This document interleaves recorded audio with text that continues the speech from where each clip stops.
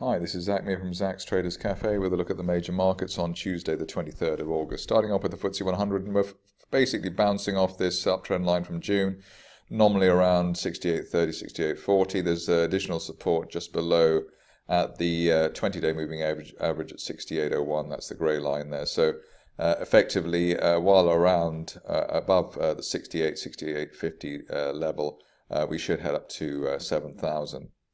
Which is the top of this rising wedge formation. If you're cautious on this market, maybe wait for an end of day close back above the 10-day average at 68.79 before going long. The big break to the upside would come obviously with an end of day close clear of 7,000 in that June line. On to the DAX, and here we've got a situation where it's behaved itself quite well. Rising trend channel from June, and finding support at the floor of the channel and the 20-day moving average at 10,477, while above that on an end-of-day close.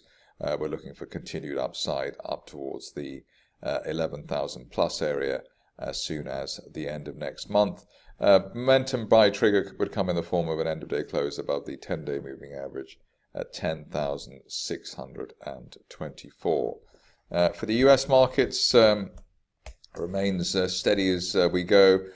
Finding support there towards the 20-day moving average, 18,499, although perhaps slipped a little bit lower than one would have found comfortable.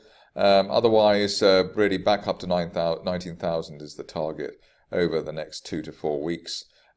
Momentum buy trigger would be an end-of-day close above the 10-day average, 18,566. Obviously, quiet markets here heading into the August holiday. In general. For the S&P, also the 20-day line in focus there, 2176, and yesterday's low just fractionally below that. Looking for a clearance of the 2185 area to give us that big target up to 2220 over the next few weeks going into September. For the Nasdaq, the best of the bunch still. Here we've got the market well above its 20-day moving average at 47.69, and really at this stage still looking for a 4,900 plus target at the top of this rising trend channel from the end of June.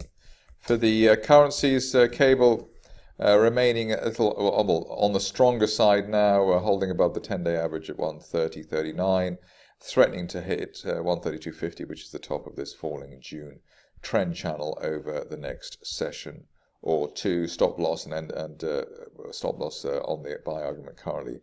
The 10-day line and nearly an end-of-day close back below would really suggest we're going to revisit that 128 zone, which was the post-Brexit floor.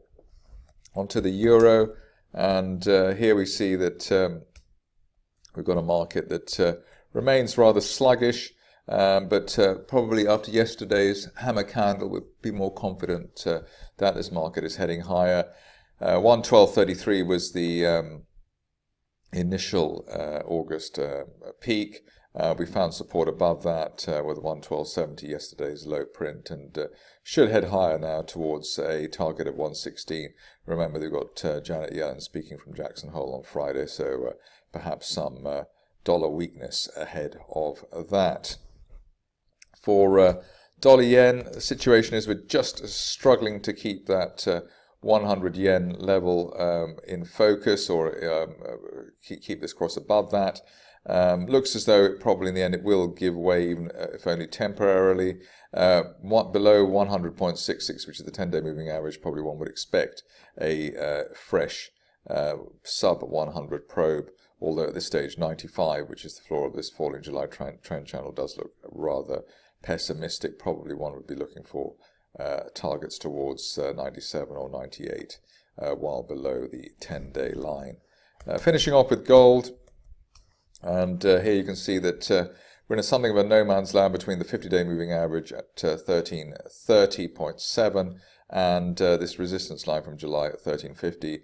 Trade the range or wait for an end of day close outside those two parameters. RSI's at 50, so basically not helping us very much. This is a market which is in sideways mode, or sideways consolidation at least. That's it from me. More updates at the same time tomorrow.